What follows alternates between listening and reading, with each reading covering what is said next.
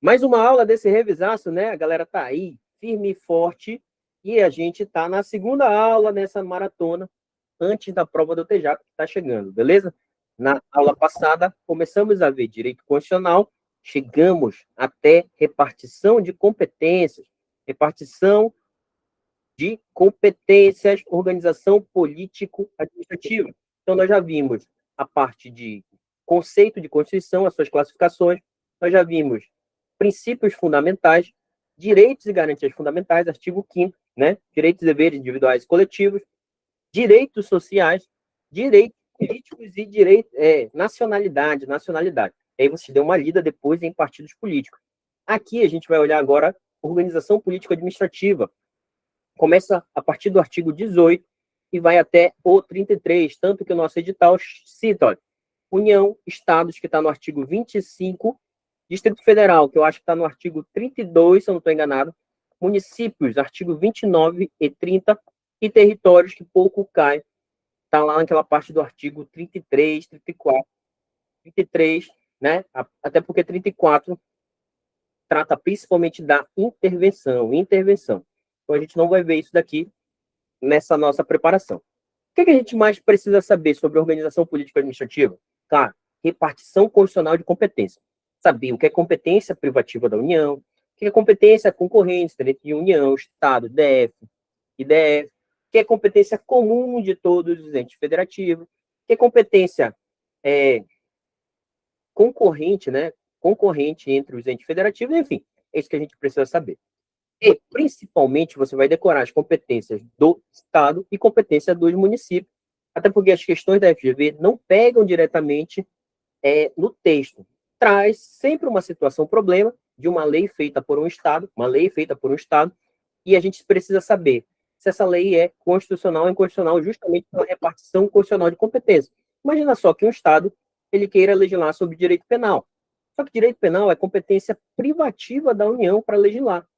Né? Como é competência privativa, uma lei do Estado que legisle sobre esse tema, ela é inconstitucional porque a própria Constituição já dá para os entes federativos essa competência, ente federativo União. Então, essa é a ideia da FGV nesse ponto. Antes, a gente precisa seguir, olha, primeira coisa, quando a gente vai estudar organização política administrativa, a gente percebe que a FGV também toca nesse ponto aqui, nesse ponto do conceito de Estado, né? O que é um Estado? O Estado brasileiro, né? O que é o Estado brasileiro? Como é que ele se define? Olha, reunião de um povo sobre um território determinado, dotado de um governo soberano. O Brasil, República Federativa do Brasil, tem um povo, o elemento pessoal do Estado? Tem. Tem um território em que esse governo soberano exerce a sua jurisdição? Tem. O Estado brasileiro, em relação a outros estados, ele mantém certa autonomia, ele não se submete, ele é soberano nesse ponto? É. Então, o Estado brasileiro, ele se encaixa nesse ponto, justamente porque ele tem esses elementos. Né? O povo, que é o conjunto de nacionais, somos nós, né? Inclusive, a gente viu que quem define nacionalidade é a própria Constituição Federal, né? Define nacionalidade no seu artigo 12, que define quem são os seus nacionais. Isso justamente parte da premissa de soberania nacional. Quem define os seus nacionais é o Estado brasileiro, né? Território, que é o espaço geográfico sobre o qual exerce a soberania. O Brasil ele tem um território em que as leis brasileiras, a soberania brasileira é a que prepondera, né? E nós temos o quê? O governo que toma as decisões políticas. Não confundam Estado com governo. Governo é uma coisa, Estado é outra. O Estado é isso que a gente está vendo, né? É isso que a gente está vendo. O governo é o núcleo político do Estado. Né? Inclusive, o governo ele é definido na forma de governo. Qual é a nossa forma de governo, hein? Nossa forma de governo é o quê?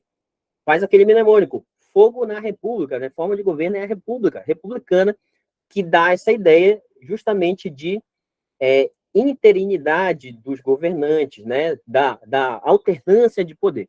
Esse núcleo político ele troca. Agora o Estado ele permanece, beleza?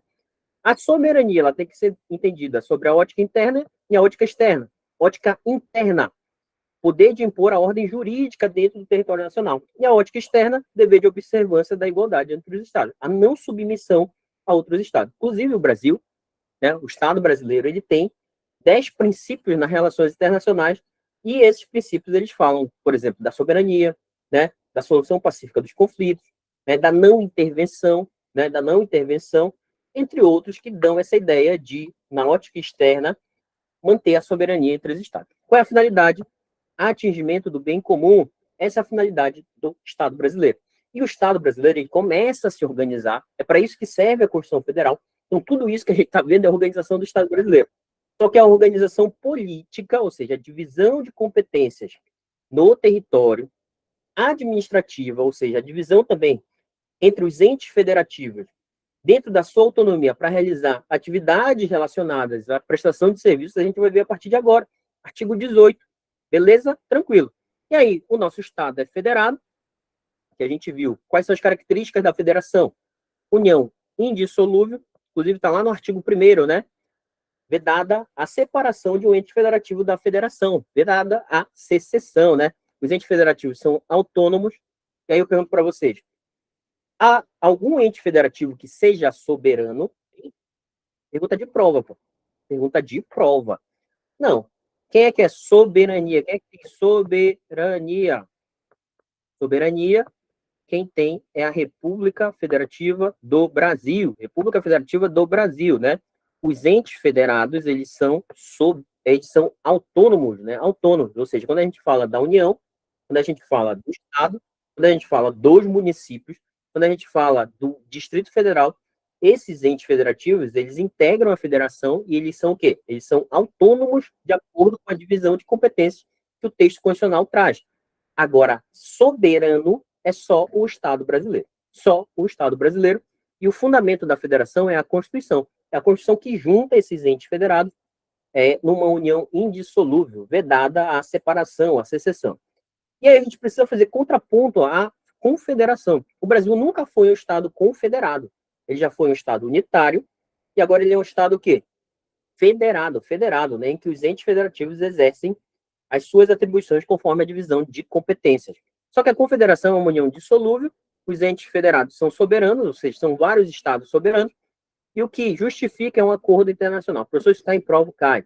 A FGV, inclusive, ela traz características da confederação e diz que é do Estado brasileiro. Já que o nosso Estado é federado, você tem que saber como esse Estado ele se organiza. E aqui, de forma rápida, com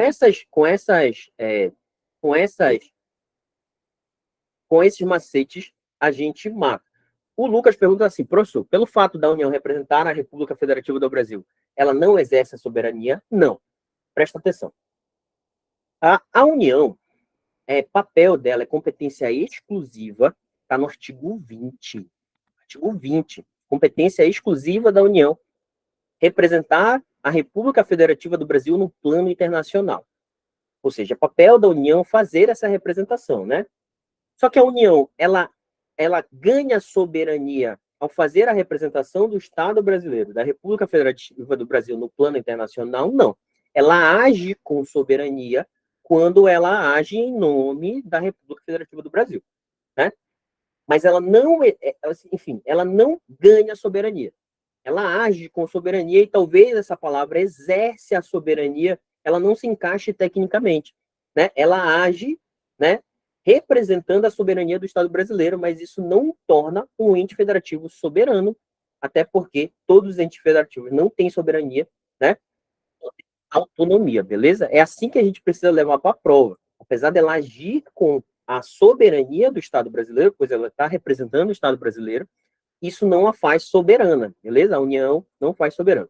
E só uma coisa, lá no artigo 1º, vocês vão perceber que a federação ela é uma união indissolúvel, e está citado assim, pode pegar o artigo 1º, entre os estados, o DF e os municípios, né? Aqui no artigo 18, a gente vai perceber que é citada a União. Por que lá no artigo 1º não é citado a União, e aqui no artigo 18 já começa a ser citada a União? Porque o artigo 1º fala da união indissolúvel mesmo de território físico. E quem tem território físico é quem? É o Estado, é o município e o Distrito Federal. A União, ela aparece como ente federativo numa divisão político-administrativa e jurídica.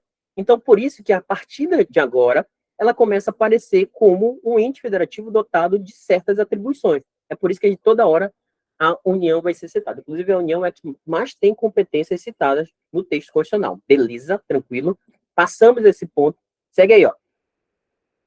Lá no texto constitucional, você vai decorar o seguinte: tem regrinhas. A federação, ela é cláusula pétrea, ela não pode ser extinta. Só que a federação, ela pode o quê? Se reorganizar, né? Ela pode se reorganizar. Ou seja, a divisão de competências, ela pode sofrer alterações, né? Pode sofrer alterações. Claro que essas alterações não podem, por exemplo, tirar todo o poder de um ente federativo ou de um ente federativo específico. Mas ela pode se reorganizar, por exemplo, como criando novos estados, criando novos municípios e também criando território.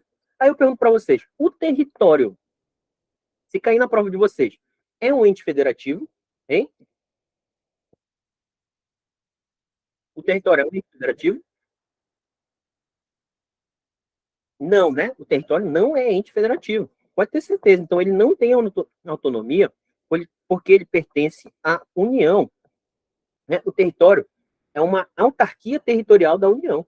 Apesar de ele exercer atribuições genéricas sobre o território, ele não é um ente federativo dotado de autonomia, porque ele é o quê? Ele pertence à União. É a União que pode criar territórios federais. Por isso que ele não é um ente federativo. Mas ele tem uma forma de ser criado, inclusive é só por lei complementar federal. Qualquer questão de prova que fale que o território pode ser criado por emenda constitucional, tá errado. Tá errado, não precisa de emenda constitucional. Basta uma lei complementar feita pelo Congresso Nacional para se criar um território, né? Para se criar um território. É um novo ente federativo? Não. Não tem autonomia, né? E não integra os entes federativos da federação. Agora, o município e o estado, sim. E o DF também. O DF é um ente federativo, inclusive, que congrega atribuições dos estados e dos municípios. A gente já vai ver isso.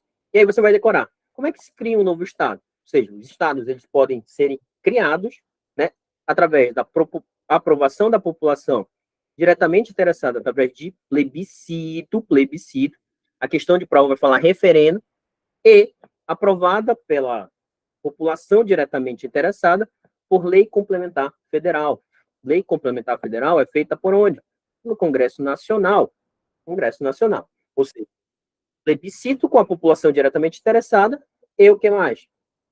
E uma lei complementar federal. Precisa de emenda à Constituição? Também não. E o município? O município ele tem mais regrinhas.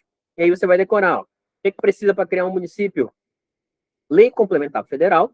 E essa lei complementar federal ela vai dizer um período que pode ser criado o município, período em que se pode criar, né? E aí tem um estudo de viabilidade municipal para saber se aquele município ele tem condições de sustentar. Aí vai ter consulta às populações do município através de plebiscito. Beleza. Cumpridas essas etapas, e aí vamos ter o quê? Uma lei ordinária. Uma lei ordinária estadual criando o município. Ou seja, o que a FGV faz? Ela traz as regras de criação de um estado, diz que é do município, e vice-versa. Você precisa estar atento, esquematiza isso no seu caderno, que não tem erro, não tem erro, não tem erro. Beleza? Tranquilo. Ainda, o próprio texto constitucional, inclusive, isso cai muito em prova. Cai muito em prova isso daqui, vedações constitucionais. Ou seja, os entes federativos, eles não podem fazer isso que está escrito aqui. Quais são os entes? União, Estado, DF e município. Não pode fazer o quê? Ó? Estabelecer cultos religiosos ou igrejas, inspecioná-los, embaraçar-lhes o funcionamento, manter com eles e seus representantes relações de dependência, salvada na forma da lei a colaboração de interesse público. Já vi questão da FGV e com certeza você já deve ter respondido a historinha problema trazendo que o ente federativo, o Estado alfa, estava o quê?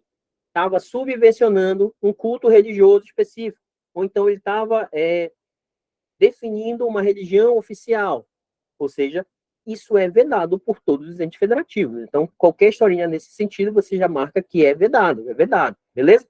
Outra, não pode os entes federativos o quê? Recusar fera documentos públicos, ou seja, os documentos públicos presumem-se idôneos. Mas o que mais cai é essa daqui, ó. Criar distinções entre brasileiros ou preferências entre si, inegável desdobramento do princípio da isonomia. E a FGV vem pegando direto essa vedação aqui, trazendo historinhas de problemas, por exemplo, inclusive caiu nas últimas provas de TJ, esse princípio da criação de preferência entre brasileiros. Como assim? Imagina um concurso público, né, que seria exclusivo para os habitantes os amapaenses, concurso público no Amapá exclusivo para amapaenses, né? Essa é a ideia. Os moradores do município X, eles ganhariam, né, preferência nas vagas relacionadas. Tem uma questão assim, isso é criar preferência entre brasileiros. Então, qualquer historinha que traga essa ideia de criação de preferência entre brasileiros, né, ou preferências entre si, está errado. Por quê? Porque é vedado constitucionalmente a todos os entes federativos fazer isso. Tem alguma questão sobre isso? Tem. Deixa eu ver aqui logo se tem alguma questão lá no final, para a gente não chegar ao final e... Deixa eu ver se tem alguma coisa aqui, ó. Essa daqui, ó, questão de 2023 do TJ Sergipe, que fala dessa parte. Você dá uma avançada um pouquinho lá na parte das questões, do material. Tem essa questão que fala das preferências. Olha aí, ó. Questão do TJ Sergipe, né? Técnico judiciário. Uma questão boa, diz assim, ó, um município alfa, de grande potencial turístico, com o objetivo de estimular o desenvolvimento de uma cultura municipalista, editou Lei Municipal X, dispondo que as empresas da área de turismo somente poderiam contratar pessoas residentes há mais de 10 anos no referido município. Pode isso? Essa vedação somente seria excepcionada caso demonstrada a inexistência de pessoas que preenchessem esse requisito. À luz da sistemática estabelecida na Constituição da República de 88, a Lei Municipal X é: quando uma questão fala que ela é constitucional ou inconstitucional, você precisa identificar se ela viola o texto constitucional. Se ela vai de encontro ao texto constitucional. Indo de encontro, ela é inconstitucional, né? Se ela está em concordância com o texto constitucional, ela é constitucional. E aí, o que vocês acham? Pode uma lei municipal, por exemplo, definir que o município, as empresas do município de turismo podem contratar pessoas residentes há mais de 10 anos no referido município? Não pode. Querendo ou não, isso está criando uma preferência e desarrazoada entre brasileiros. Então, ela não é constitucional. Letra A, constitucional, errado, considerando que os municípios devem legislar sobre interesses locais, beleza, devem legislar sobre interesse local, esse é o papel do município. Inclusive, se reparte competências pela preponderância de interesse. Mas pode, no interesse local, criar uma preferência entre brasileiros? Não, porque é vedado para todos os entes federativos. Letra B, inconstitucional, pois é vedado aos entes federativos criar quaisquer preferência entre brasileiros. Olha essa palavra aqui, quaisquer. Hein? É isso mesmo, letra B, conforme o texto da Constituição, a vedação criar, está escrito isso, né? Está escrito lá, a gente já vai chegar lá de novo. C, não é constitucional, considerando que cada ente federativo é livre para estabelecer distinções que mais se ajustem aos interesses da respectiva população. Já pensou se fosse possível? D, constitucional, considerando que a Lei Municipal X limita-se a reproduzir o comando constitucional que excepciona a igualdade formal para alcançar a igualdade material. É errado, pô.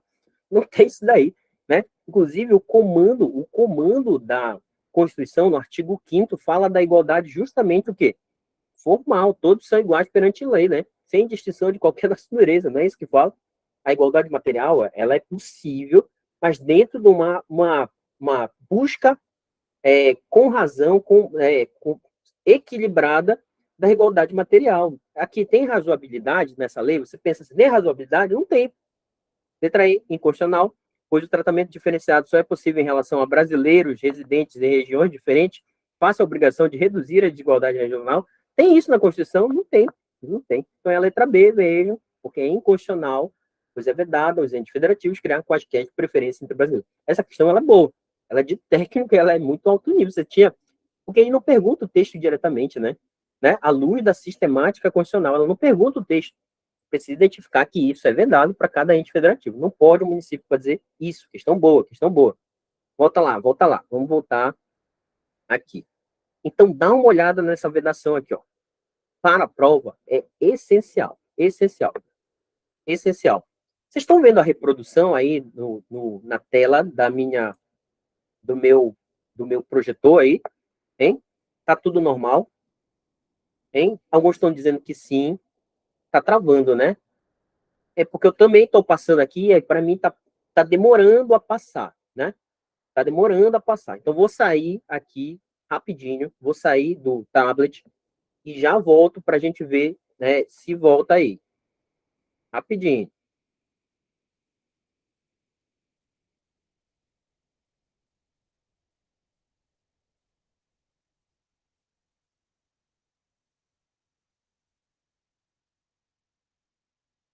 Rapidinho, minha gente. Só aqui para ver se a gente consegue regularizar isso daí. É normal acontecer, às vezes a internet está lendo, está lenta, etc. Bora ver se agora melhora.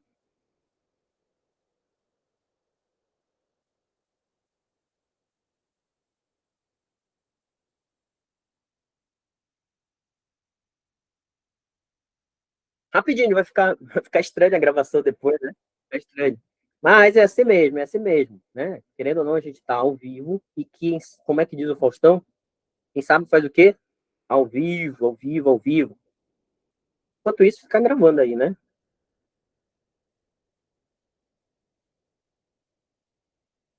Ah, tu vai me sabotar agora, né? Vai me sabotar agora. Peraí, que eu vou ajeitar isso daqui, minha gente. Mas não para de gravar aí. Doidice, né?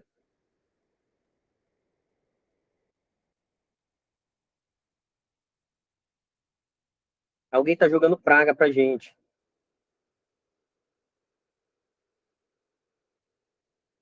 Agora eu acho que vai. Agora eu acho que vai.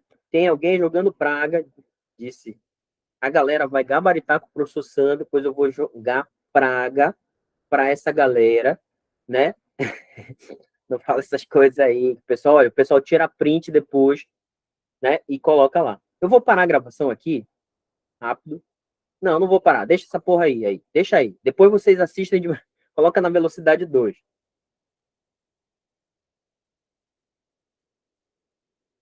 Bora lá, bora lá. Agora vai dar certo. Beleza. Seguindo, minha gente, seguindo. Tá aparecendo aí para vocês? Hein? Bora lá. Tá aparecendo? Repartição constitucional de competências. Tá aqui, ó. Repartição constitucional de competências. É agora que o negócio. Sabe aquela ideia de capacete de PM? É agora que o negócio vai pegar fogo. Só que presta atenção, presta atenção.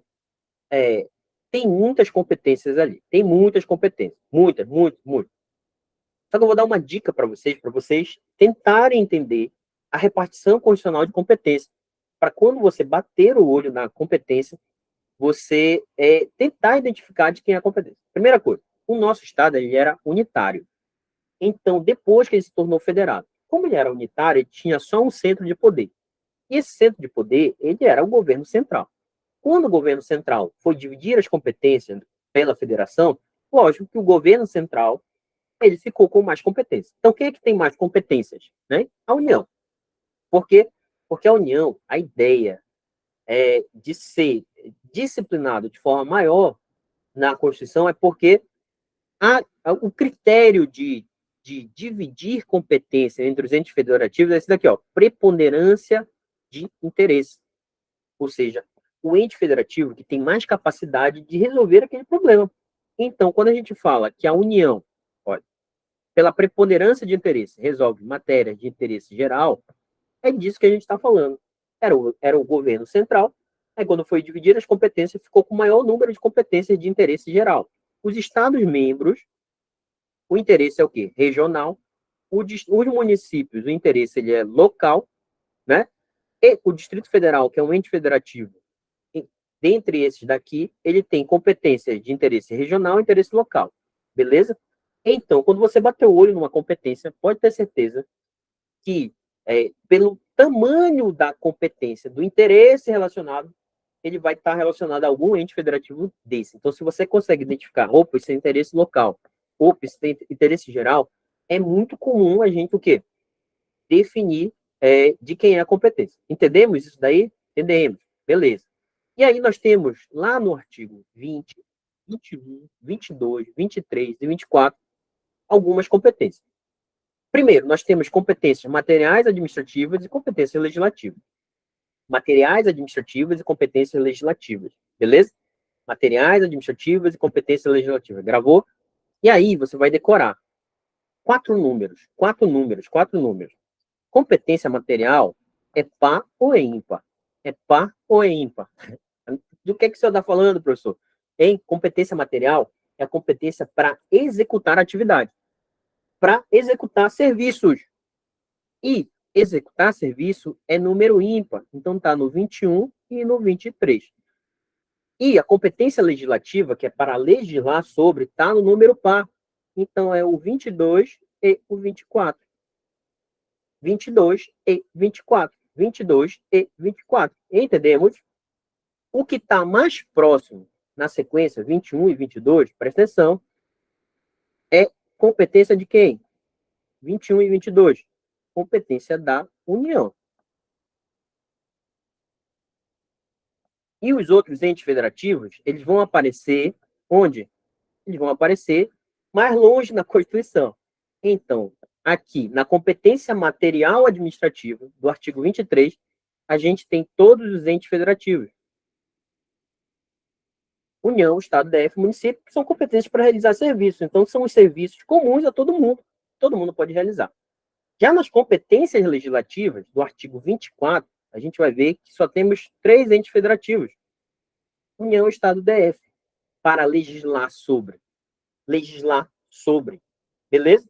Então, você decorando, ó, 21, União, 22, União, e no 21, que é ímpar, né? E no 21, que é ímpar, nós temos competências administrativas.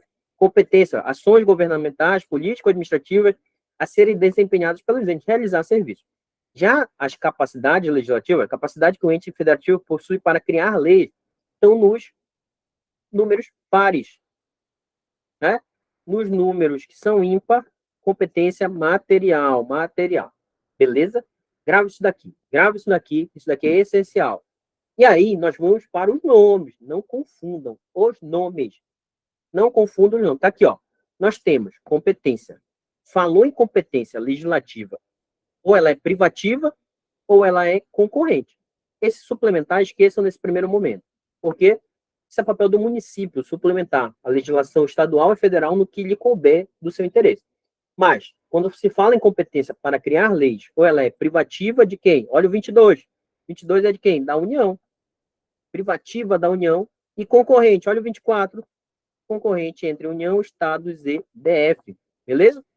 E aqui, ó. E aí nós temos competência material, que é a competência para realizar atividade exclusiva. Olha o 21, é de quem? Da União. E a comum de todos os entes federativos. União, Estado, DF e município. Se, por exemplo, a questão de prova fala assim, ó, o município, ele possui competência legislativa concorrente, tá errado, porque o artigo 24 não cita o município, cita a União, Estado, DF. Agora, se falar que o município, ele possui competência comum, material, tá certo. Beleza? Olha a pegadinha de prova. Olha a pegadinha de prova. A FGV vai dizer assim, ó. Olha a pegadinha de prova. A FGV vai dizer assim, ó. Possui a União competência legislativa exclusiva? Possui a União competência legislativa exclusiva? Tá certo ou errado isso, hein? Tá errado, beleza? Por quê? Porque a União não possui competência legislativa exclusiva. Porque a competência exclusiva é uma competência o quê? Material. Uma competência o quê? Para realizar a atividade. Ah, possui a União competência material privativa? Tá errado. Porque a competência material da União ela é exclusiva. Eu não entendi nada. Bora esquematizar? Pega o teu caderninho. Pega o teu caderninho e você vai colocar bem assim, ó. 21, 22, 23 e 24. São os artigos da Constituição. Já falei, número ímpar é o quê? Número ímpar é competência, é o quê? Administrativa. Competência administrativa. Número par é competência o quê? Legislativa. Número ímpar, número mais perto, material administrativa, né? A mesma coisa. Número mais perto, assim, mais logo no começo da Constituição é competência da União. Olha aí como é simples. E mais longe na Constituição é competência de todos os entes federativos, né? Aqui de todos, União, Estado, DF e município, e aqui exclui-se o município. Beleza? O nome dessa competência do 21 é competência administrativa exclusiva. O nome dessa competência do 22 da União é competência aqui, privativa. E aqui tem um termo, uma diferença. Qual a diferença entre privativa e exclusiva? Hein? Qual a diferença? Algo exclusivo e algo privativo. Fala para mim. Algo exclusivo é que não pode ser delegado. Então, a União, do artigo 21, não pode delegar. Não pode delegar. É ela que tem que fazer as competências que estão escritas no artigo 21. Por exemplo, declarar a guerra e celebrar a paz. Isso é uma competência material da União. Pô. Ela pode delegar para alguém? Não. Se vira. Emitir moeda. Competência da União. Pô. Tá bem aqui, ó. Competência administrativa exclusiva da União, que ela não pode delegar para ninguém. E aqui, a privativa é porque ela é o quê? Ela é delegável. Pode colocar isso aqui. A União pode delegar para os entes federativos parte dessa competência legislativa privativa da União. Beleza? Hein? Tranquilo? Tranquilo. Entendemos essa parte? Essa competência do 23 é, olha, todo mundo aqui, ó. Todo mundo aqui, ó. Não tá todo mundo? União, Estado, DF, município? Então é algo comum para todo mundo. É algo comum. E essa competência legislativa aqui, ó, entre esses entes federativos, se essa daqui é privativa, do 22, essa daqui é o quê? Eles concorrem. Concorrente. Concorrente. Então, o que eu quero falar para vocês? Não há competência administrativa privativa e não há competência administrativa concorrente. O que há é competência legislativa privativa e legislativa concorrente. Assim como não há competência legislativa exclusiva e não há competência legislativa comum. Entendemos agora o que eu quis falar ainda agora? Porque as questões de prova, elas pegam nesse ponto. Mas você decorando essa parte aqui, você acerta qualquer tipo de questão. A União não tem papel de legislar ou realizar atividades materiais de interesse geral. Então, você imagina uma atividade que requeira algo muito uniforme no território nacional. Por exemplo, legislar sobre direito penal. Ah, professor, decorei o capacete de pena. Mas presta atenção, o direito penal ele não precisa de um tratamento uniforme em todo o território nacional, hein? Precisa ou não precisa? Se ele precisa de um tratamento uniforme em todo o território nacional, pode ter certeza que é uma competência legislativa privativa da União. Ah, emitir moeda. Emitir moeda é uma competência administrativa. Quem é que vai emitir moeda? Hein? Tem uma moeda, por exemplo, no estado do Amapá, uma moeda no estado do Pará, tem um código penal no estado do Amapá, no estado do Pará? Não. Por quê? Porque isso precisa de tratamento uniforme, é um tratamento mais geral. Então, pode ter certeza que emitir moeda é uma competência exclusiva da União e legislar sobre direito penal é uma competência o quê? Privativa. Show de bola? Show de bola. Agora, eu pergunto para vocês, cuidar do meio ambiente é uma competência administrativa. Cuidar da infância e da juventude. Zelar pela Constituição. Zelar. Entenderam que todos os entes federativos precisam fazer isso? Então, pode ter certeza que é uma competência comum. Na parte de competência legislativa concorrente, é muito menor, muito menor. E aí você vai decorar os ramos do direito. É muito mais fácil você decorar, por exemplo, os ramos do direito que tem lá, por exemplo, penitenciário, urbanístico, né? Financeiro, econômico e tributário e orçamento, né? Não é isso? Penitenciário, urbanístico, financeiro, econômico, tributário e orçamento. E aí você vai fazer o seguinte raciocínio. Por exemplo, legislação penitenciária. Cada estado não tem a sua? Tem. Principalmente para definir o que é falta leve, falta... Enfim. Urbanístico. Cada ente federativo, por exemplo, não tem as suas regras de organização urbana? Tem. Financeiro, principalmente financeiro. Então, essa parte aqui, ó, financeiro, econômico, tributário e orçamento, cada ente federativo vai ter uma regrinha para isso. Então, muito comum. Aí você decorou esses daqui, quando falou em ramo do direito, se não for esses daqui, cara, pode ter certeza que competência o quê? privativa da União. Ah, professor, marítimo, tá aqui, marítimo. Porra, marítimo tá aqui, competência da União. Ah, professor, civil, tá aqui. Não, direito civil. Então, você fazendo esse esqueminha, você sabe. Bora lá. Segue aqui. E aí eu trago não todos os artigos 21, 22, 23, 24, porque acho que não cabe nessa ideia de revisão, você dá uma lida depois, porque eles são bastante extensos, mas eu vou destacar o que cai em prova. Olha, artigo competência privativa. Que artigo é esse daqui? Competência privativa para legislar. Que artigo é esse? Hein? Não coloquei de propósito para perguntar para vocês agora. Professor, é competência para legislar, então é par. Então é o 22. É assim que a gente faz. Ah, professor, é competência para legislar, então é par, é 22. Ah, é competência para administrar, realizar atividades, é ímpar, então é 20, é 21 ou 23. E aqui, a competência para legislar do 22 é da União, porque está no começo, está no começo aqui, ó, da União, né? Então, competência privativa da União para legislar. Aí eu trago, né? Vou ter aqui essa tela aqui.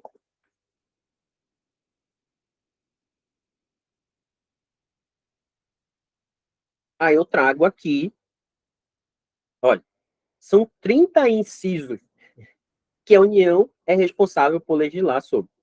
Não vou trazer os 30, porque vocês vão dar uma lida depois, mas eu trago principalmente o primeiro e o último.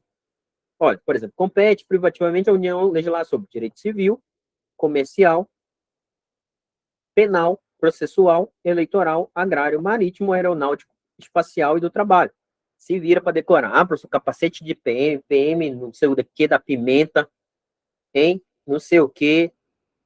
Enfim, não importa. O importante é você decorar a ideia de tratamento uniforme em todo o território nacional e que isso é uma competência privativa do artigo 22 de quem? Da União.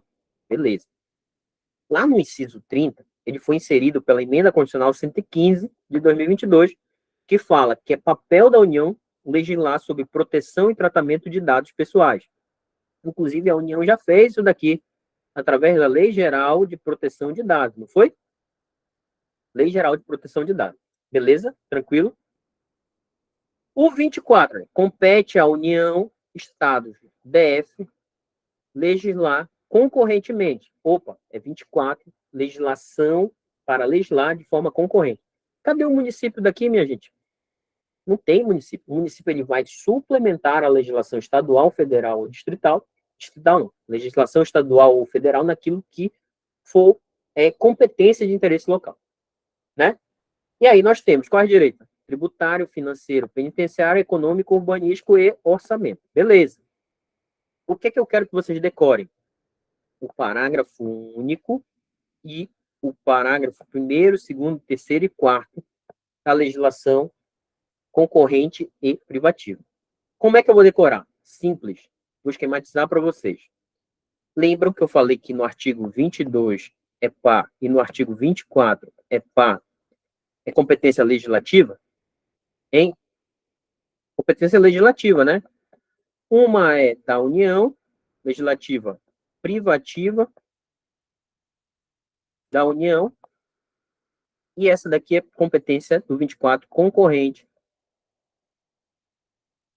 de todos os entes federativos, exceto o município. Beleza? E aí a gente vai ver. Na competência privativa da União, né, compete à União legislar privativamente sobre. Inclusive, as questões de prova são aqui. Se o Estado, por exemplo, legislar sobre um assunto que é competência da União, pode ter certeza que essa lei ela é inconstitucional por usurpação de competência. Entendemos? Beleza. Qual é o papel da União aqui na legislação privativa dela? A União, ela tem competência privativa, só que é uma competência que ela pode o quê? Delegar aos estados e ao DF em questões específicas, é assim que fala.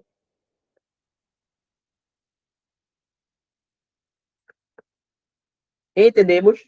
Questões específicas. Pode delegar, não é uma competência exclusiva, é uma competência delegável, e ela pode delegar para os estados do DF legislarem sobre questões específicas. Tranquilo? Tranquilo. E na competência concorrente? Olha aqui, todos os entes federativos não fazem. Fazem. Qual é o papel da União? aqui, a União, ela vai fazer o quê? Regras gerais. Regras gerais, é isso que vocês vão saber. A União tem que fazer o quê? Regras gerais. Então, quando a gente fala, por exemplo, direito tributário, a União faz regras gerais sobre direito tributário, né? Regras gerais. E os estados e o DF, né? Estados e o DF, eles fazem o quê? Eles fazem normas suplementares. Eles suple, suplementam a legislação federal, né? Sempre seguindo como parâmetro a legislação federal. Eles fazem implementação da legislação federal. Beleza. Só que vocês vão decorar essa partezinha bem aqui. Olha o que está escrito, olha. No âmbito da legislação concorrente, competência da União limitar-se a estabelecer normas gerais. Beleza. Diz assim, ó. A competência da União para legislar sobre normas gerais não exclui a competência suplementar dos Estados. Beleza. Inexistindo lei federal sobre normas gerais, os Estados exercerão a competência legislativa o quê? Plena. Então, a União faz normas gerais. Se a União não fizer as normas gerais, o Estado vai fazer o quê? Ele vai legislar plenamente sobre aquela matéria, já que não tem as normas gerais da União. Beleza. Só que depois, imagina que o Estado não tinha as normas gerais da União, e aí o Estado, Estado ou o DF, né, o Estado, legisle plenamente sobre aquela matéria da competência concorrente, e aí depois vem a superveniência, vem uma lei federal posterior. O que é que acontece com a lei estadual? O que acontece com a lei estadual? É isso que vocês vão decorar. Um ente federativo, ele não revoga normas de outro ente federativo. Os entes federativos são autônomos. Ou seja, qualquer questão de prova que fale que a superveniência da lei federal vai revogar uma lei estadual, está errado. Porque um ente federativo, ele não revoga lei de outro ente federativo. A própria Constituição fala, vai suspender a eficácia da lei estadual no que lhe for contrário. Vai suspender. Então, a FGV, se falar em revogar a legislação estadual, está errado. Vocês entenderam a dinâmica, né? A União faz as normas gerais e os estados e o DF suplementam. Caso a União não faça as normas gerais, surge para os estados a competência legislativa plena para determinar sobre aquela matéria, né? Beleza. Se a União fizer as normas gerais, posteriormente a essa lei estadual, no que for contrário à lei estadual, ela fica suspensa. E eficácia tem a ver com a aplicação da lei.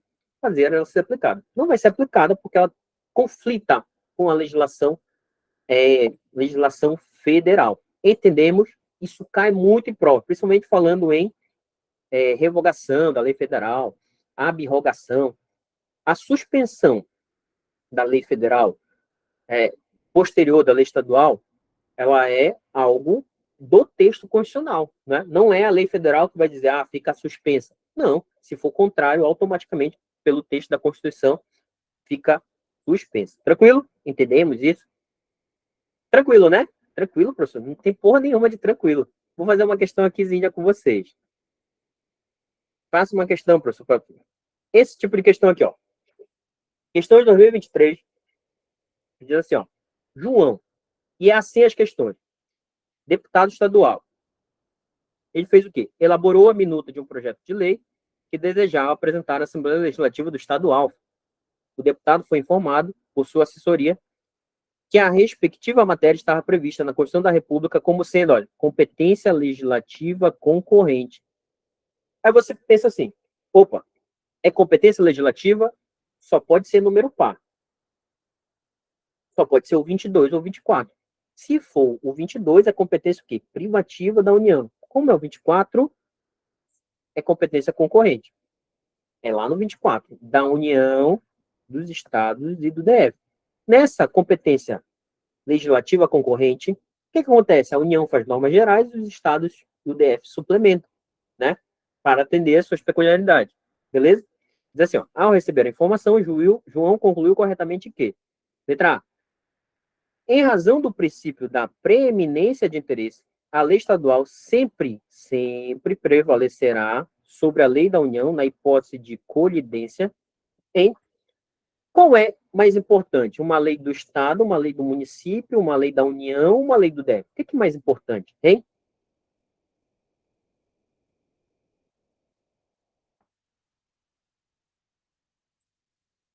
Fala aí para mim. Qual é que vale mais? Hein? Qual é que vale mais? Se eu perguntar para vocês, qual é a lei que vale mais? Hein? É uma lei da União, uma lei do Estado? Qual é que vale mais? Uma lei federal vale mais que uma lei estadual? Hein? O Eduardo respondeu. Cara, não tem lei mais importante do que outra. Lei é lei. Não importa o ente federativo que ela foi feita, lei é lei. Todas têm o mesmo status. O que define ser uma lei federal, uma lei estadual, uma lei municipal? É a repartição de competência. Ou seja, se o município está legislando sobre determinado tema, porque a Constituição deu para ele essa prerrogativa. Se a União está legislando sobre direito penal, é porque a Constituição deu para ela essa competência. Isso quer dizer que, pelo fato do Estado legislar sobre outros temas, a lei federal é mais importante? Pelo contrário, todas têm o mesmo Estado. O que define o que cada um vai fazer é a Constituição Federal. Então, qualquer questão de prova que falha, que a lei estadual sempre prevalecerá, está errado. Não importa. Se está disciplinando o tema e é lei feita pelo ente federativo, cumprindo as prerrogativas constitucionais, todas têm que ser respeitadas. Não tem lei que prevaleça. Beleza? Está errado isso daí. B. Estado alfa somente poderia legislar sobre a matéria caso a União já tivesse editado a lei sobre normas gerais em momento anterior, sendo-lhe autorizado complementá-la. Tá certo a letra B? Já que a gente está falando de legislação concorrente, o Estado, na legislação concorrente, só pode legislar se a União já tiver feito normas gerais ou não? Hein? Não, pelo contrário. A própria Constituição diz que se a União não fizer normas gerais, o Estado tem competência legislativa plena, ou seja, não necessita da legislação federal sobre normas gerais. Então, por isso que essa letra B está erradíssima, né? O Estado ele pode legislar, mesmo com a União não tendo editado as normas gerais. C. Todos os entes federativos podem legislar sobre a matéria e, caso mais de uma lei incida em determinado território, deve ser buscada a sua concordância prática a partir da preeminência de interesse errado. Lembra que eu falei que todas as leis têm que ser respeitadas? E o que está errado? Todos os entes federativos podem legislar. Quem é que pode legislar de maneira concorrente? Olha, falta algum ente federativo aí? Falta o município. O município ele não é citado na legislação concorrente. Né? Então, todos os entes federativos está errado. D. Se não houver lei da União, o Estado alfa tem competência plena na matéria, mas casos de superveniência de lei colidente, ou seja, contrário da União, sobre normas gerais, a lei estadual, no que lhe for contrária, terá sua eficácia suspensa. Essa questão ela é uma aula sobre isso, sabia? Inclusive, a FGV ela dá uma boa redação a esse tema. Dá uma boa redação, vou ler de novo. Se não houver lei da União, o Estado alfa tem competência plena na matéria, correto. Mas, no caso da superveniência da lei colidente da União, ou seja, uma lei que seja contrária à lei do Estado, sobre normas gerais da União legislando, a lei estadual, no que for contrário, terá sua eficácia suspensa. E a palavra é essa daqui, ó, suspensa. Beleza? Tranquilo? Fechamos essa daqui? Letra D, corretinha. Esse assunto ele é muito enjoado, bicho. Não sei como vocês aguentam. Bora lá. Para a gente fechar essa parte de repartição constitucional de competência, é o seguinte. Cara, você vai decorar essas duas competências do Estado. Duas.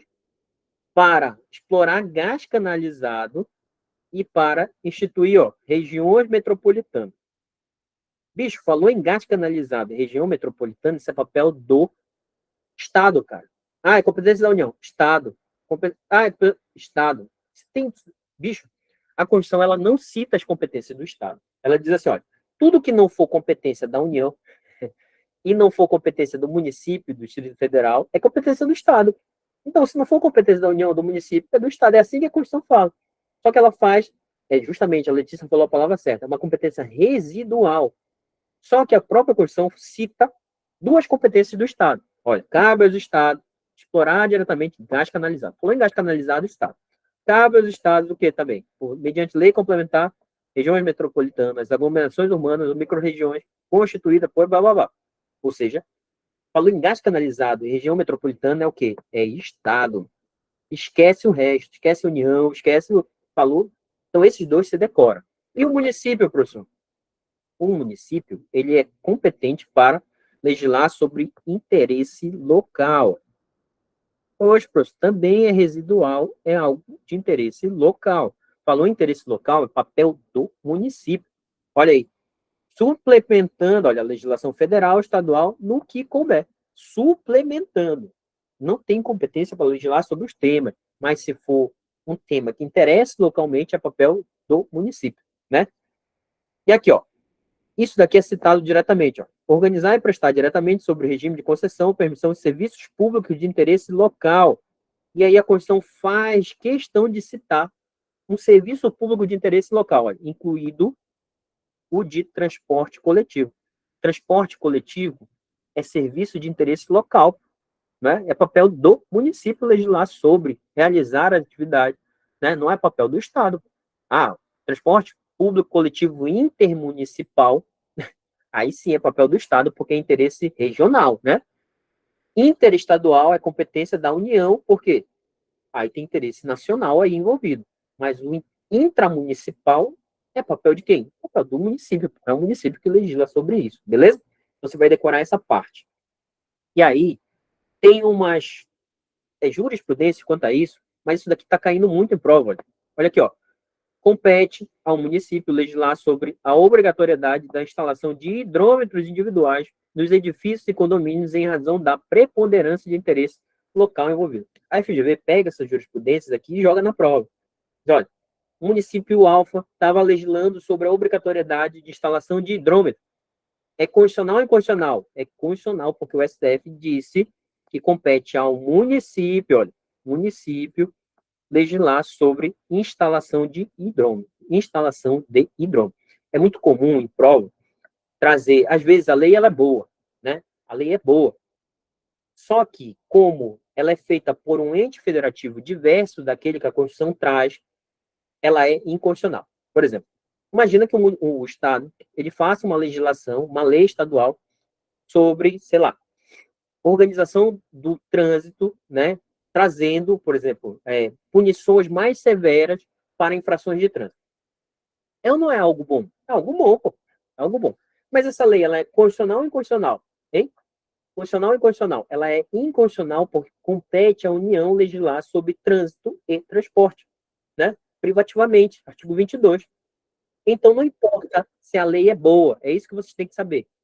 Na hora da prova, a lei pode ser a melhor possível. Se não for competência do ente federativo, ela é inconstitucional. Beleza? Tranquilo. Deixa eu ver se tem mais alguma aqui. A 2 já foi. Fechamos. Repartição de competências. Fechamos aí. Revisãozinha básica e macetes necessários para a gente fazer uma boa prova. Isso daqui salva a vida, principalmente aqueles esquemas que eu coloquei aqui. Vocês querem ver de novo? Vai estar na aula, né? Vocês dêem uma olhada depois, né? Só para a gente dar uma revisada.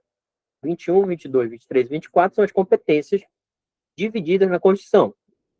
Ímpar, competência administrativa, material, par, 22, 24, competência legislativa. Quanto está citado logo no começo da Constituição, 21 e 22, a competência de quem? Da União. Se está mais longe na Constituição, aí começa a dividir competência entre os entes federativos. Tranquilo?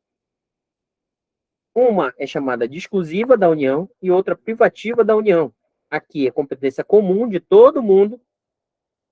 E aqui é competência o quê? Concorrente só entre União, Estado e DF.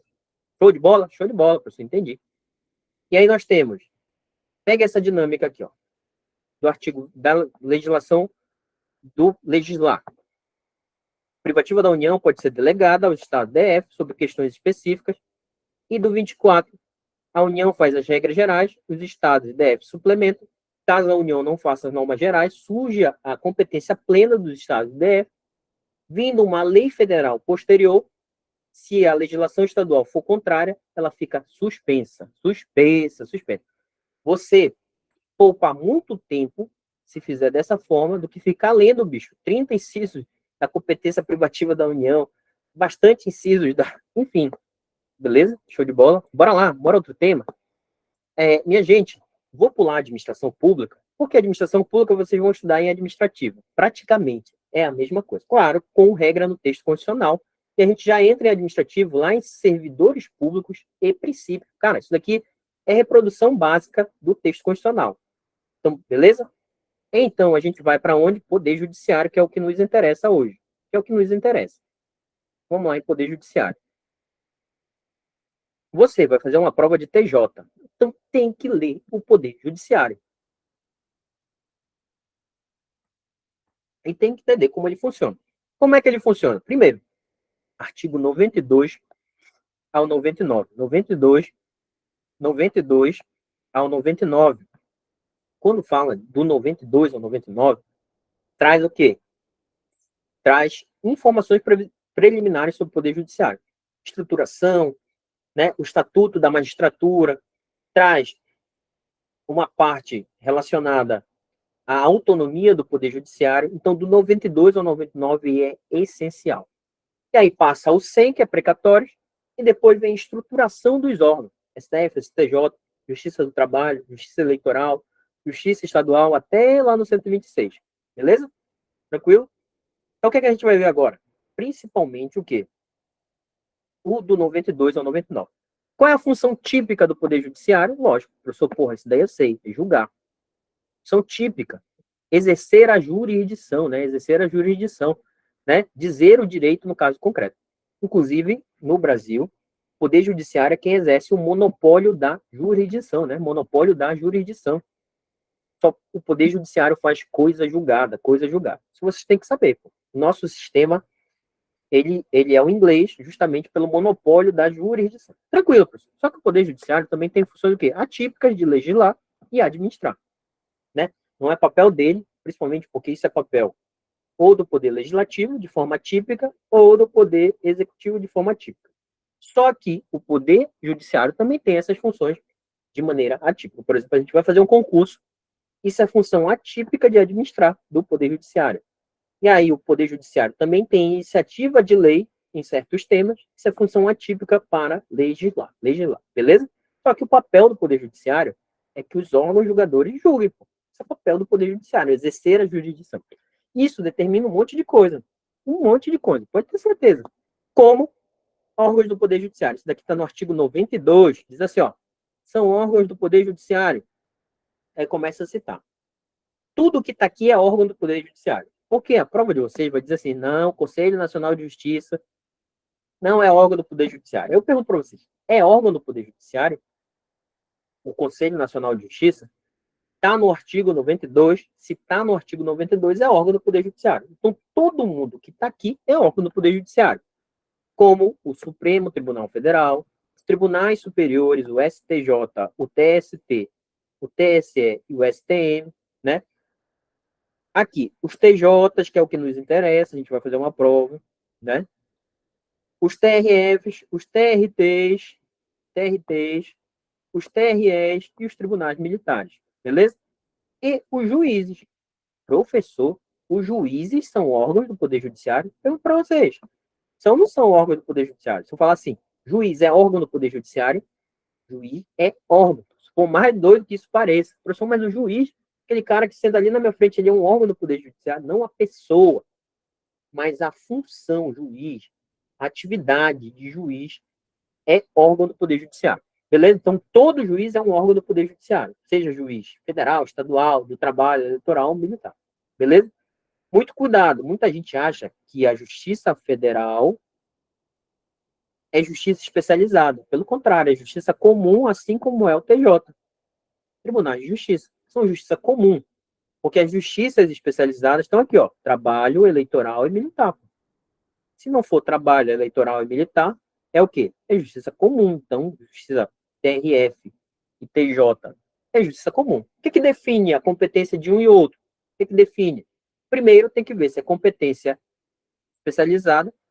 Se não for competência especializada, se não for trabalho, não é papel do TST, do TRT e do juiz do trabalho. Se não for eleitoral, não é papel da justiça eleitoral. Se não for militar, não é papel. Aí, beleza. E aí vai lá para o artigo que trata da Justiça Federal e vê se é um daqueles temas que a Justiça Federal é responsável. Opa, não é nenhum daqueles temas. Acho que é o artigo 109. Não é. Então é papel de quem? Do TJ, da Justiça Estadual. A Justiça Estadual, ela é residual. Que não for competência da Justiça Especializada, da Justiça Federal, é competência do TJ. Então é por isso que no TJ vem um monte de coisa. Pode ter certeza que vem um monte de coisa. Desde o criminal, civil, família. Por quê? Porque é justiça comum e é residual justamente porque não é das outras. O que cai em prova mais também?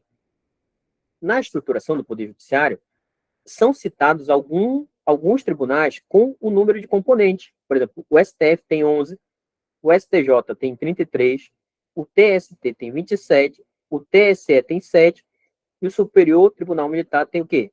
Tem 15. O CNJ, que apesar de ser um órgão do Poder Judiciário, não tem jurisdição, ele tem quanto? Quantos? Ele tem 15 membros. Tem 15 membros. Então, isso você precisa decorar, que é muito perguntado em prova, essa composição. A galera até grava assim, deixa eu ver se eu lembro de algum. O STF, somos todos futebol. Somos todos futebol. Que porra. Aí tem 11, porque tem 11 no time de futebol. Aí o STJ, somos todos Jesus. Não tem essas coisas. Somos todos Jesus. O que tem a ver Jesus com o STJ? Porque Jesus morreu com 33 anos, que é a idade de Cristo, né? Aí o pessoal diz assim, Tribunal Superior do Trabalho. Aí diz assim, ó, 30 sem 3. Olha, 30 sem 3. 30 sem 3 é o quê? É zero, pô, não é? 30 sem o 3 é zero, mas o pessoal diz que é 27, né? Não sei qual é do superior, né? E aí do STM é somos todos moças, né? 15, aí a moça tem 15. Aí o CNJ coroa na jovem, enfim, não sei que o pessoal inventa essas porra. Mas decora. O que eu quero que vocês saibam? Essas linhas que vocês estão vendo aqui, ó, bora entender o Poder Judiciário. Isso é subordinação? Subordinação, hein? É subordinação. Por exemplo, o TJ é subordinado ao STM, hein? O TJ é subordinado o TJ é subordinado ao STJ. Não, órgão do Poder Judiciário não é subordinado a outro. Um juiz não é subordinado ao TJ. O TJ não é subordinado ao STJ. E o STJ não é subordinado ao STF. Não há subordinação na função típica do Poder Judiciário. Se você entender isso, e cada órgão tem o quê? A sua independência. Isso é trazido no próprio texto constitucional como uma prerrogativa do Poder Judiciário. A independência funcional do membro do Poder Judiciário. Pô. Então, os desembargadores do Tribunal de Justiça não são subordinados aos ministros do STJ. Assim como os juízes de direito, quando estão atuando na sua função típica, não são subordinados, por exemplo, aos desembargadores do tribunal. Qual é a ideia dessas linhas? A ideia dessas linhas é a estruturação do Poder Judiciário, principalmente para o andamento de processos. Então, por exemplo, não tem como um processo que começa num juiz do Estado seguir uma linha aqui para um tribunal militar. A linha processual, principalmente recursal, que fala dos graus, né, dos graus relacionados à prestação jurisdicional, a gente tem assim, ó, começa no juiz estadual e é possível que um processo na linha recursal ela siga a marcha processual para o TJ, siga para o STJ e siga para o STF. Esse é o mais corriqueiro. É o mais corriqueiro, assim como isso vai acontecer nas outras justiças. Entenderam que essa linha ela não é subordinação? Se você entender isso, por quê? Porque cada órgão do Poder Judiciário tem a sua autonomia. Inclusive, o tribunal vai ter a sua própria proposta orçamentária, assim como o STJ, assim como os TRF. Então, não existe, por exemplo, é mais importante a Justiça Federal do que a Justiça Estadual. Pelo contrário, não tem grau de importância, é divisão judiciária, divisão de atribuições. Entendemos? Esses tribunais aqui, ó, eles são superiores. E este aqui está no cúpula do órgão de cúpula do Poder Judiciário, ele é supremo. Qual a ideia? A ideia é que esse tribunal aqui, ele atua como órgão de cúpula do Poder Judiciário, ou seja, última instância de um processo judicial, mas ele também tem funções de guarda da Constituição Federal, né? De guarda da Constituição Federal, justamente por isso, essa ideia de supremo. Entendemos isso? Tranquilo. Sobre os órgãos, decorem, que aí a gente vai depois fazer mais coisas. Segue aí. Olha, O STF, o CNJ e os tribunais superiores têm sede na capital federal.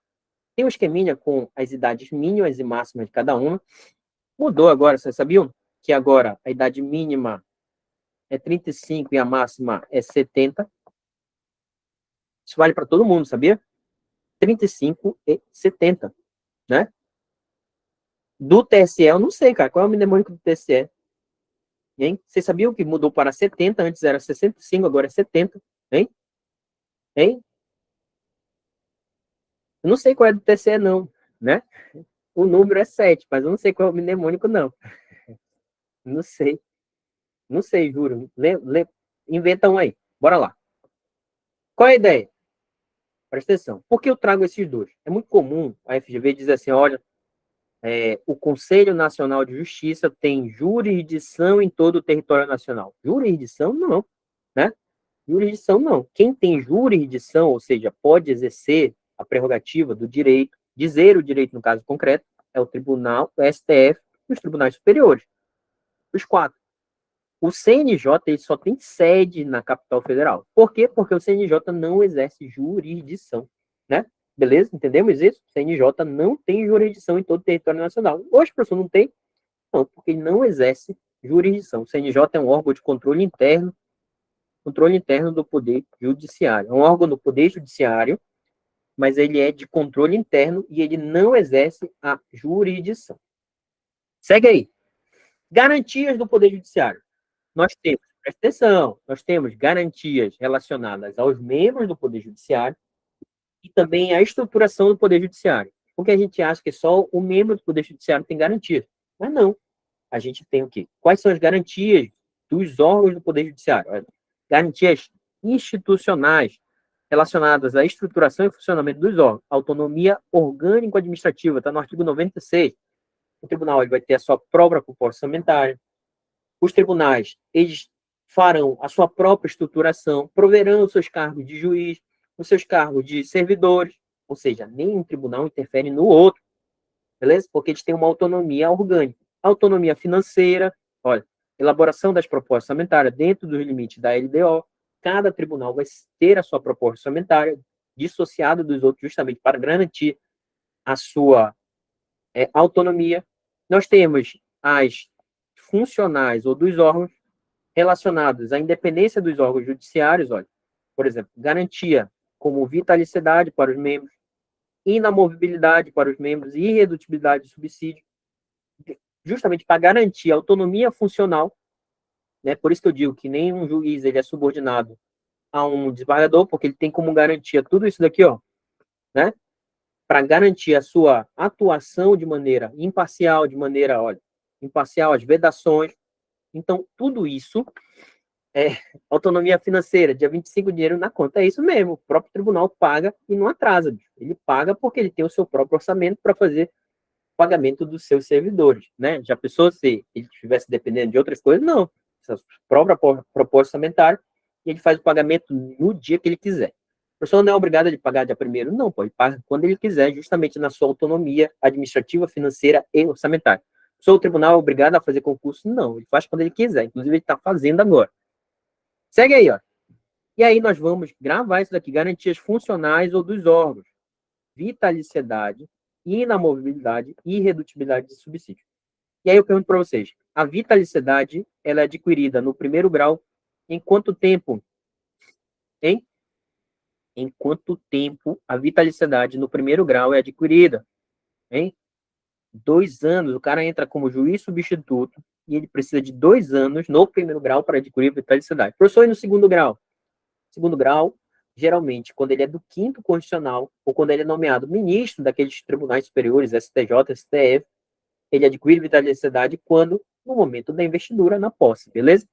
A inamovibilidade é a possibilidade de não ser movido sem um fundamento, né?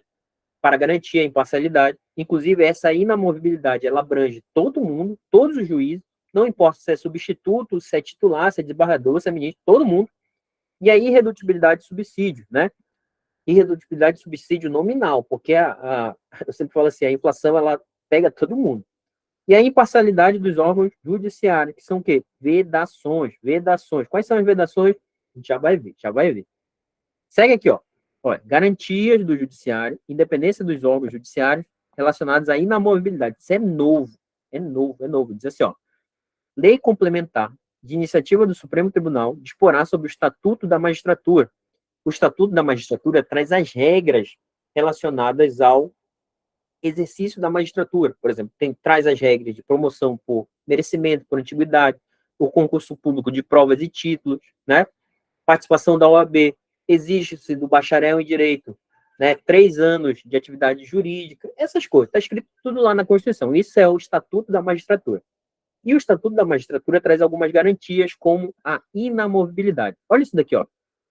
O STF decidiu julgar o mandado de segurança tal que a inamovibilidade é, nos termos do artigo 95.2, garantia de toda a magistratura, alcançando não apenas o juiz titular, mas também o juiz substituto. Grave isso daqui. Isso daqui é novo, isso daqui já está caindo na FGV, que a inamovibilidade ela é de todo membro do Poder Judiciário, inclusive do juiz substituto. Beleza? Tanto que, ó, o ato de remoção ou disponibilidade e a aposentadoria do magistrado por interesse público fundar-se-á em decisão por voto da maioria absoluta do respectivo tribunal ou do Conselho Nacional de Justiça, assegurada ampla defesa. Ampla defesa. Show de bola? Show de bola. Inclusive, eu acho que isso daqui está até desatualizado, que não tem mais aposentadoria. Isso daqui foi reformado em 2019 pela reforma da Previdência, né? O ato de remoção e disponibilidade do magistrado é por isso daí. E abrange todos os juízes. Tranquilo? Segue aí, ó. Quais são as vedações, professor? O que é proibido aos membros do Poder Judiciário? E aqui, presta atenção. Receber custas ou participação em processo, é até meio óbvio, isso fere a imparcialidade. Dedicar-se à atividade político-partidária. Professor, mas eu já vi uns juízes aí que viraram deputados, mas eles deixaram de ser juiz, pô. Ou ministro, ou desembargador. Eles têm que deixar, porque ele não pode, né, dedicar-se à atividade político-partidária. Receber auxílios ou contribuições, ressalvadas as exceções previstas em lei. E aí eu vou destacar esses dois aqui, ó. Exercer, ainda que disponibilidade, outro cargo ou função. Aí tem aqui, ó. Salvo uma de magistério. Qual é a regra? A regra é o seguinte: é que o membro do Poder Judiciário ele não pode ter outro cargo ou função. Não pode, bicho. Não pode, não pode, não pode. Essa é a regra, pô. Só que tem uma exceção, que ele pode ter uma função de magistério. E quando eu falo uma função de magistério, eu não estou me referindo a um cargo de magistério, né? Ele pode exercer o magistério, né? Exercer o magistério em locais públicos e locais privados, né? E isso é possível, é uma acumulação lícita, né? Lícita de, por exemplo, se for um cargo de magistério público, é lícito. Inclusive, lá no tribunal tem vários. Por exemplo, tem o desembargador Carmo Antônio, o desembargador João Lages, eles são professores da Universidade Federal do Amapá, foram meus professores. Eles são desembargadores, membros do Poder Judiciário, e exercem uma função pública de magistério, porque a própria Constituição permite. Agora, sei lá, se ele virasse secretário de Estado, ele poderia? Não, porque não é magistério e é outra função pública, então ele teria que deixar de ser magistrado para exercê-la, beleza? E essa quinta aqui, ó, essa quinta é a quarentena de saída. Que diabo é isso? Não tem a quarentena de entrada, por exemplo, o bacharel em direito para ser aprovado no cargo de juiz substituto, precisa fazer concurso público, ele precisa ser 3 anos de atividade jurídica, né? Isso é para entrar. E para sair, é vedado, por exemplo, para o membro do Poder Judiciário exercer a advocacia no juízo ou tribunal ao qual se afastou, antes de decorrido 3 anos do afastamento ou do cargo por aposentadoria ou exoneração. Essa é a quarentena de saída. 3 anos para entrar, 3 anos para sair. Só que presta atenção. Um membro do Poder Judiciário, sou juiz, me aposentei. Eu não posso exercer a advocacia de nenhuma forma, ou a vedação para o exercício da advocacia é somente naquele juízo que eu me afastei. Imagina que eu sou o juiz titular da 4ª Vara Criminal da Comarca de Macapá. Me aposentei, ou fui exonerado.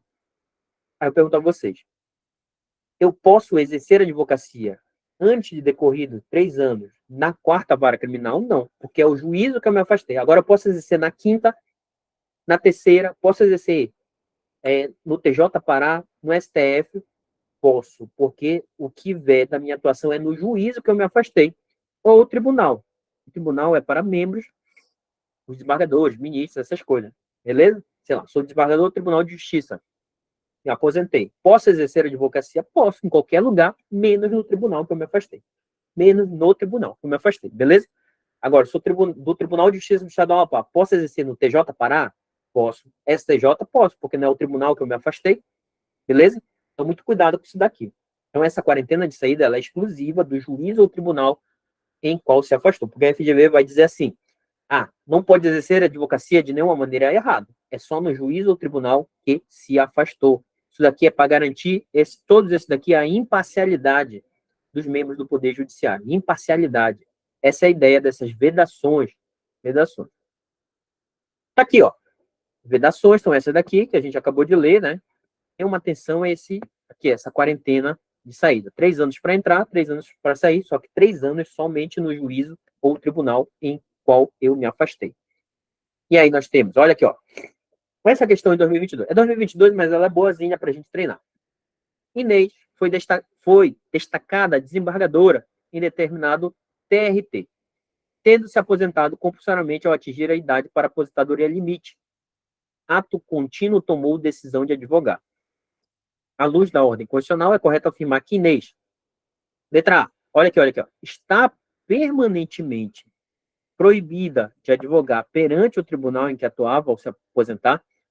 Permanentemente, seria permanentemente se fosse para sempre, pô. Mas não, ela tem um prazo. Não é permanentemente, é por isso que está errada, né? Está errada, porque não é permanentemente, tem um prazo de 3 anos, né? B, está permanentemente proibida de advogar perante qualquer órgão, errado. Ela não pode advogar neste TRT aqui que ela se afastou, mas ela pode advogar em qualquer, inclusive depois de aposentar no momento que ela quiser. C, pode advogar perante qualquer órgão, errado.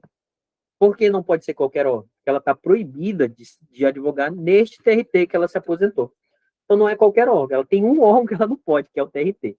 D, somente poderá exercer advocacia no tribunal em que atuava ao se aposentar, após o decurso de 3 anos da sua aposentadoria correta. É isso que diz o texto constitucional, né? A quarentena de saída. Neste TRT que ela atuava, ela só pode exercer a advocacia após decorrido 3 anos, conforme o texto. É a quarentena de saída. Por que a letra está errada? Somente poderá exercer a advocacia perante o órgão jurisdicional da Justiça do Trabalho após o decurso de 3 anos, errado. Ou seja, é toda a Justiça do Trabalho que ela fica impedida? Não. É só naquele TRT. Por exemplo, nós temos 20 e poucos TRTs. Imagina que eu sou do TRT 8, desembargador. Aqui, Pará e Amapá. Me afastei, me aposentei.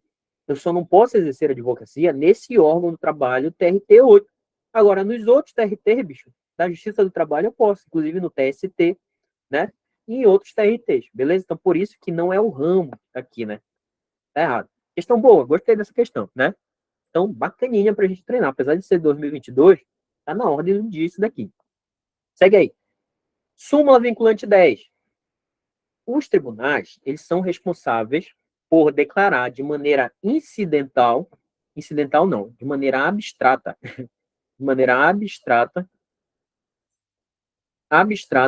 a inconstitucionalidade de lei. Que diabo é isso? Leva-se um ato normativo para o tribunal avaliar se ele é constitucional ou inconstitucional. Só que isso é papel do tribunal por inteiro. Imagina o Tribunal de Justiça. O Tribunal de Justiça ele tem o Tribunal Pleno, que são todos os desembargadores, e tem os órgãos fracionários. Quem é que pode declarar a inconstitucionalidade de uma lei de maneira abstrata? É o Tribunal Pleno, todos os desembargadores. O que a súmula vinculante 10 diz assim, ó, viola a cláusula de reserva de plenário, a decisão do órgão fracionário do tribunal que, embora não declare expressamente a inconstitucionalidade de lei ou ato normativo do poder público, afasta a sua incidência no todo ou em parte. Ou seja, os tribunais, eles têm os seus tribunais plenos, que são todos os julgadores, e tem os órgãos fracionários. O órgão fracionário, ele não pode declarar a inconstitucionalidade de lei. Só que o órgão fracionário estava fazendo isso, afastando a incidência da lei. Aí o STF fez a súmula vinculante 10 e disse, olha, viola a cláusula de reserva de plenário. Inconstitucionalidade de lei é só através do plenário. Bora usar o Tribunal de Justiça como exemplo? Por exemplo, nós sabemos que o Tribunal de Justiça ele tem o pleno, né? Que são todos os desembargadores. Nós temos a sessão única e a Câmara única, que são o quê? Presididas pelo vice, essas duas aqui, ó. E exclui-se, né, o presidente e o corregedor. Ou seja, eles são órgãos fracionários. Se caso o órgão fracionário ele declara a inconstitucionalidade de uma lei, isso é inconstitucional porque é papel do plenário fazer isso daqui, conforme a súmula vinculante 10. Gravou isso daqui? Pode cair na prova de vocês, justamente trazendo um caso prático do tribunal, falando, sei lá, da Câmara Única que declarou no todo ou em parte constitucionalidade. Está certo, está errado, porque é vedado pela súmula vinculante 10. Olha aqui, ó. E aí, falando do Conselho Nacional de Justiça e do a gente vai falar do Conselho Nacional de Justiça e do STF e do STJ, para a gente fechar nossa aulinha de hoje. O que a gente precisa saber? Depois você vai dar uma lida, principalmente no artigo 125. A composição. O Conselho Nacional de Justiça compõe-se de 15 membros, com mandato de 2 anos, admitida uma recondução. É presidido pelo presidente do STF e, nas suas ausências e impedimentos, pelo vice-presidente do STF. O vice-presidente não faz parte da composição do CNJ, mas o vice-presidente, na ausência do presidente do STF, é presidente do Conselho Nacional de Justiça. Beleza? Os demais membros do Conselho serão nomeados pelo presidente da República. São quantos? São 15. Então, é membro nato do Conselho Nacional de Justiça quem? O presidente. O resto é tudo nomeado. Só que a própria Constituição ela já define quem são os membros do CNJ. Quem são? O STF indica o presidente do STF, desembargador de TJ e juiz estadual. O TST indica o ministro do TST, o juiz de TRT e o juiz do trabalho. O STJ indica um ministro, que vai ser o corregedor geral, um juiz do TRF e um juiz federal. A Procuradoria-Geral da República, um membro do MPU e um membro do MPS. Daqui você vai dar uma lida depois. Conselho Federal da OAB, 2 advogados. Câmara dos Deputados, um cidadão de notável saber jurídico e reputação ilibada, e o Senado Federal, um cidadão de notável saber jurídico e reputação ilibada. Para que serve essa galera aqui, esses 15 membros? Essa galera serve para isso. Olha. Antes, o ministro do STJ é o corregedor, que fica excluído da distribuição de processos. E ele serve, olha, receber as reclamações e denúncias de qualquer interessado relativas a magistrados e serviços judiciários, exercer as funções executivas do Conselho de Inspeção de Correição Geral, requisitar e designar magistrado, delegando-lhe atribuições e requisitar servidores de juízes ou tribunais, inclusive dos estados e do Distrito Federal. Esse é o papel de um corregedor geral, beleza? O ministro do STJ. Só que o que nos interessa? O CNJ ele tem algumas competências previstas na Constituição. A que mais cai em prova é essa daqui, ó. Rever, de ofício ou mediante provocação, processos disciplinares de juízes e membros dos tribunais julgados há menos de um ano. Menos de um ano. Cai muito próprio. A FGV gosta muito dessa atribuição do CNJ. Esse papel de rever processos disciplinares. O professor vai rever processo judicial, não, processo disciplinar, processo administrativo, contra membros e juízes. Aí eu pergunto para vocês, tem servidor? Você, servidor, vai ter o seu processo disciplinar revisto pelo CNJ? Não, está dizendo aqui, ó, juiz ou membro. Quem é o membro do tribunal? Pode ser desembargador, pode ser ministro, né? Participe dos tribunais, mas é papel do CNJ rever esses processos disciplinares. O professor vai rever as decisões judiciais? Não, tá errado. Segue aí, ó. E o Supremo? É composto de 11 ministros, né? Escolhidos dentre cidadãos de mais de 35 e menos de 70. Esse menos de 70, olha aqui, ó. A idade máxima de 70 foi incluída na CF pela emenda constitucional 122 de 2022, beleza? Isso mudou, antes era 65, agora é 60. Cargo privativo de brasileiro nato, a gente viu isso na parte de nacionalidade. A nomeação compete ao presidente da República depois de aprovada a escolha pela maioria absoluta do Senado. E o presidente é eleito diretamente pelos seus pares para um mandato de 2 anos, sendo vedada a reeleição. Beleza? Tranquilo. O que mais cai em prova do STF? Competências, cara. E as competências do STF, elas estão escritas no texto constitucional de maneira o quê? Taxativa. E tem competências o quê? Originárias e competências recursais, né? E ele exerce, o STF, olha, funções de corte constitucional, que ela resolve esses conflitos jurídicos constitucionais, em que ela declara, por exemplo, naquelas competências da divisão que a gente viu político-administrativa, declara leis inconstitucionais, né? Justamente resolvendo conflitos federativos, e também de quê? O órgão máximo do Poder Judiciário atua como tribunal de última instância, em alguns casos, como instância originária, e para certas causas não constitucionais. Por exemplo, um habeas corpus pode chegar no STF, porque ele é o órgão máximo do Poder Judiciário. Perceberam que todo mundo se liga a ele naquela linha de recursal.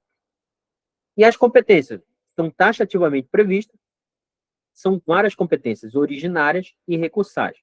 Originárias são aquelas ajuizadas diretamente no STF, sem passar por nenhuma outra instância, e as recursais são aquelas ações que chegam ao STF em razão de recurso apresentado perante decisão de outro órgão do Poder Judiciário.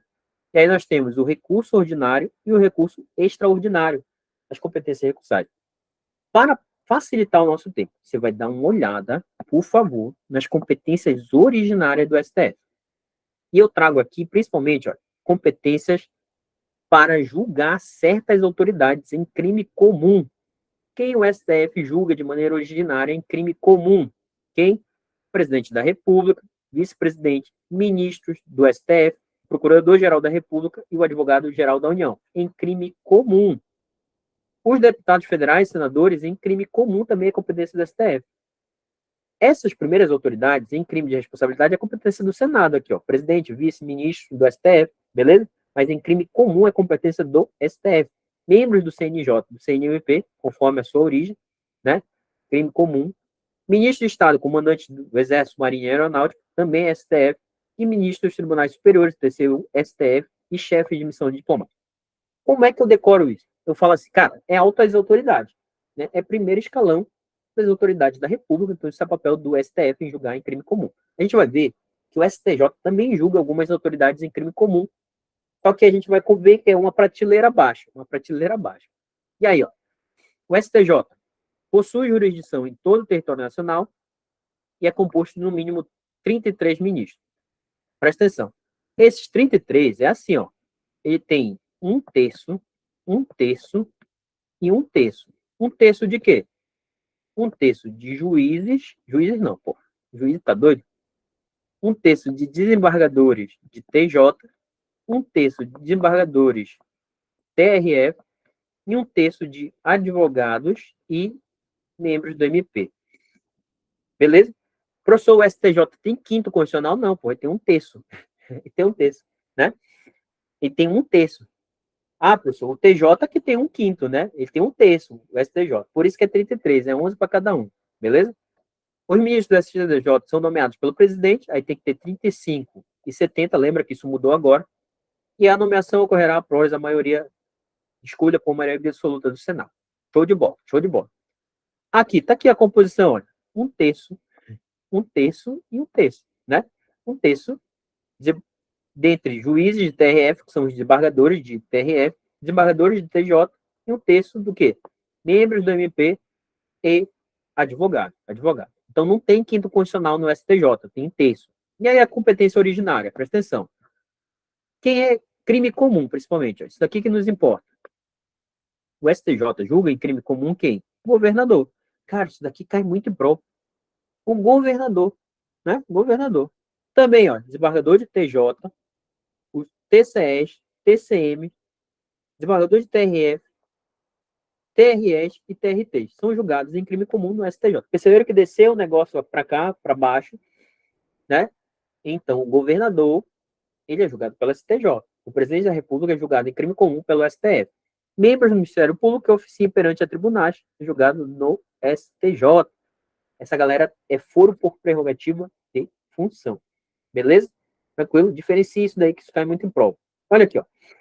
Deixa eu ver quantos slides faltam. São 3 questõezinhas e a gente fecha poder judiciário. E a gente faz administrativo em outra aula. Questão de 2024. Essa prova aqui, de residência jurídica de direito, cara, essa prova ela é show de bola. Se você puder fazer antes da prova do TJ, faça. É um bom treino. Diz assim, ó. João, juiz de direito do Estado Alfa, proferiu sentença em determinada relação processual que foi desfavorável aos interesses de Antônio. Com o nítido objetivo de retaliação, Antônio ofereceu representação em face de João perante o órgão competente do Tribunal de Justiça de Alfa, alegando que esse agente teria praticado infração disciplinar. Como o processo disciplinar instaurado em desfavor de João veio a ser arquivado, Antônio almejava que a matéria fosse revista pelo Conselho Nacional de Justiça. Em razão dos termos dessa narrativa, é correto afirmar. Letra A. A revisão cogitada por Antônio somente pode ter objetivo a observância do devido processo legal, não podendo avançar sobre o mérito do caso concreto. B. O pedido de revisão deve ser formulado até um ano após a publicação em órgão oficial da decisão proferida pelo órgão competente no Tribunal de Justiça. C. O Conselho Nacional de Justiça somente pode rever as decisões condenatórias proferidas em processo disciplinar, sendo possível fazê-lo a qualquer tempo. Isso daqui está errado. Vou eliminar logo, porque o CNJ tem a competência de ver até um ano, né? E precisa ser decisão condenatória? Não, é qualquer processo disciplinar. Beleza? É isso que diz na Constituição. A revisão cogitada por Antônio somente é possível antes de exaurido o prazo prescricional para apuração da infração disciplinar, contado da data da conduta? Não. Julgamento, a partir do julgamento, um ano. Não tem nada a ver com o prazo prescricional. Entra aí. Na hipótese de arquivamento do processo disciplinar, prevalece a autonomia administrativa dos tribunais, não sendo possível sua revisão por decisão pelo CNJ errado. O CNJ pode rever, de ofício ou por provocação, processos disciplinares julgados há menos de um ano. Essas três dá para eliminar na hora. Eliminou. E aí você vai para a letra A e a letra B.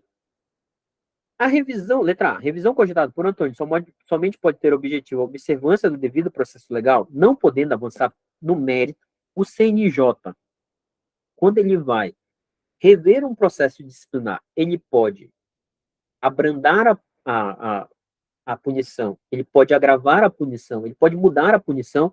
Por exemplo, o cara foi absolvido, ele pode, ao rever o processo, condenar, hein? Ele pode avançar sobre o mérito do caso? Pode. O CNJ, ele pode. Se o processo foi julgado há menos de um ano, o CNJ ele pode rever o mérito do processo, inclusive abrandando a pena, né? Agravando a pena ou isentando a pessoa de pena. Por isso que essa letra A está errada. A letra B é a resposta. O pedido de revisão deve ser formulado até um ano após a publicação, né, em órgão oficial da decisão proferida pelo órgão competente do TJ. Esse é o momento que começa a contar um ano que o CNJ tem para fazer a revisão desse processo. Essa questão aqui, bicho, ela é alto nível mesmo, né? O cara, para ser residente jurídico lá do TJ do Rio de Janeiro, cara, tinha que saber ir um pouco além disso daqui. Essa questão ela é boa. Então, essa daqui é mais ou menos o que a gente vai enfrentar no TJ daqui. Opa, bicho, cuidado. Cuidado com o negócio aqui. Segue aí.